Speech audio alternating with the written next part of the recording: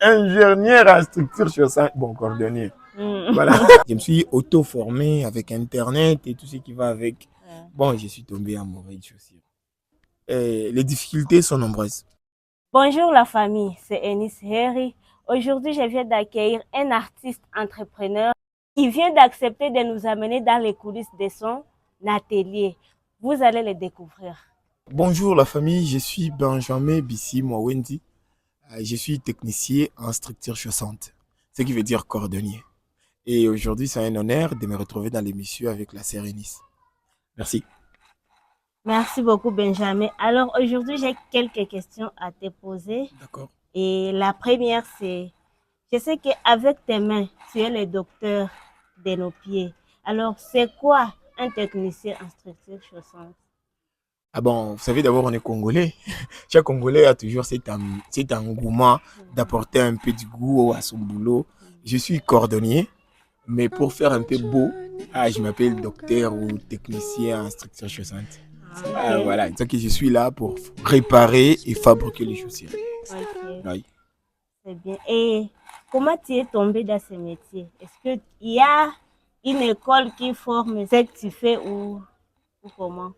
Bah, en fait, c'est d'abord de l'amour du boulot. C'est d'abord l'amour du boulot. J'ai fini mes études à l'ISDR, je suis gestionnaire de l'environnement. Après les études, je me suis retrouvé sur le banc des chômeurs, comme notre pays nous a toujours mis dans ces genres de conditions. Et bon, je n'ai pas croisé les bras, vu que dans mon sang, il y avait toujours cet aspect artistique qui coulait. Et bon, je me suis lancé. Euh, Réellement, il n'y a pas d'institution ou des centres de formation où je suis passé, mais il y en a déjà. Il y a ces genres d'institutions dans la ville. Moi, je ne suis pas passé dans ces structures là-bas. Je me suis auto-formé avec Internet et tout ce qui va avec. Bon, je suis tombé amoureux de chaussures. Ok, c'est bien. Alors, j'ai une autre Ah question. oui. Et c'était quoi la plus grande galère quand tu as commencé? Ah ben, la plus grande galère était de s'auto-former.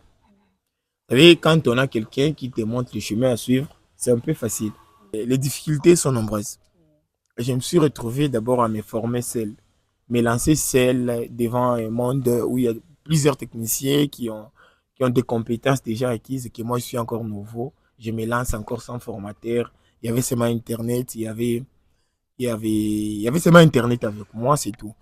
Mais aussi, on a déficit des matériaux ici chez nous. Parce que les choses qu'on utilise, il y a des moments où on travaille avec ceux qui ne devaient pas travailler à l'endroit. On fait avec ce qu'on a à cause de manquer les produits appropriés à faire ce boulot.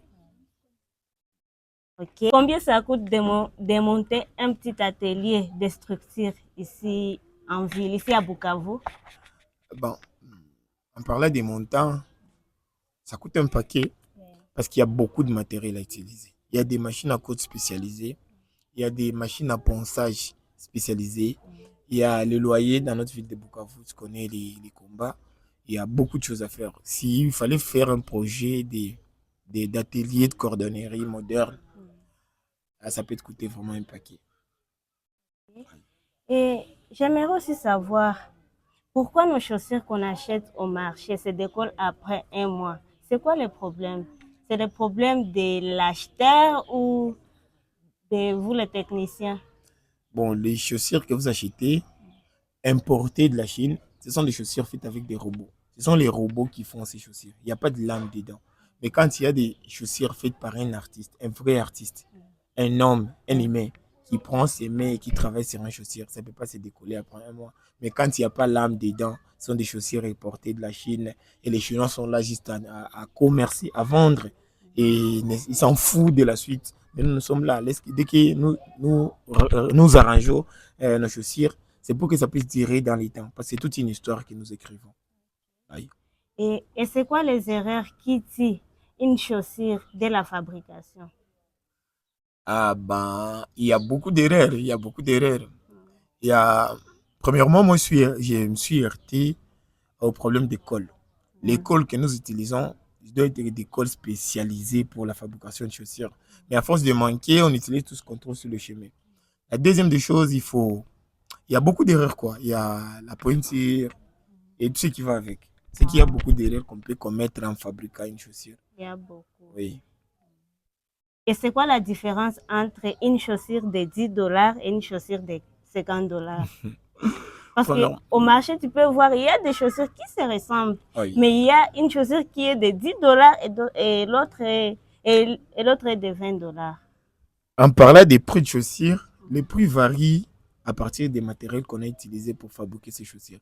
Il y a des cuirs synthétiques. On synthétise quelques matières, on fabrique des cuirs avec. Mais il y a des cuirs animaux. Le cuir qu'on a tiré de l'animal. Une vache qu'on a égorgée, on a retiré la peau, on a fait la chaussure. Ça ne sera pas même prix que les cuirs qu'on a synthétisés avec toutes ces histoires. Il y a des semelles originaux, de plastique vrai. Il y a des semelles en cuir qui viennent de l'Italie. Il y a toujours cette différence des matériels qui peut amener aussi la différence des prix sur le marché. Ah, ok. Et si un jeune de 18, 19 ans vient te voir et te dit que non, il veut se lancer dans ce métier, quel conseil tu peux lui donner? La première des choses, c'est de lui dire de chasser la fierté.